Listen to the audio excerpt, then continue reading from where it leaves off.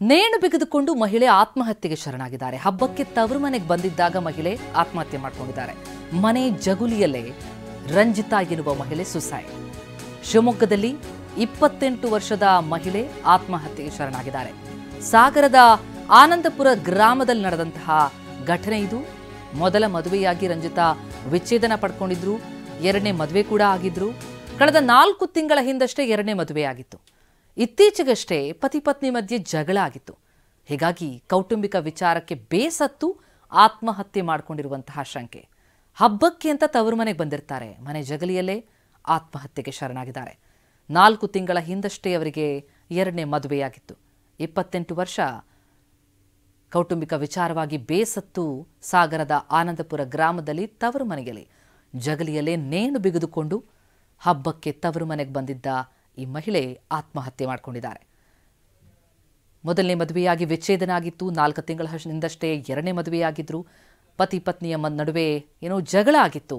ಅದೇ ಕೌಟುಂಬಿಕ ವಿಚಾರವಾಗಿ ಬೇಸತ್ತು ಆತ್ಮಹತ್ಯೆ ಮಾಡಿಕೊಂಡಿರುವಂತಹ ಸಂಗತಿ ಕಂಡು ಬರ್ತಾ ಇದೆ. ಈ ಬಗ್ಗೆ ಡೀಟೇಲ್ಸ್ ಪಡೆಯೋಣ. ನಮ್ಮ ರಿಪೋರ್ಟರ್ ಬಸವರಾಜ್ ಸಂಪರ್ಕದಲ್ಲಿದ್ದಾರೆ. ಬಸವರಾಜ್, ಈ ಮಹಿಳೆಯ ಆತ್ಮಹತ್ಯೆಗೆ ನಿಖರ ಕಾರಣ ಪತ್ತೆಯಾಗ್ತಾ ಇದೆಯಾ?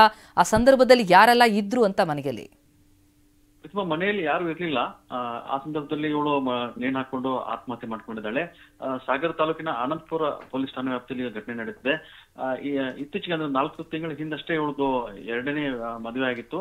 ಮದುವೆ ಆಗಿ ಹಬ್ಬಕ್ಕೆ ಅಂತ ಏನು ಗೌರಿ ಗಣೇಶ ಹಬ್ಬ ಇದೆ, ಆ ಹಬ್ಬಕ್ಕೆ ಅಂತ ಹೇಳಿ ಇವಳು ತವರು ಮನೆ ಬರ್ತಾಳೆ.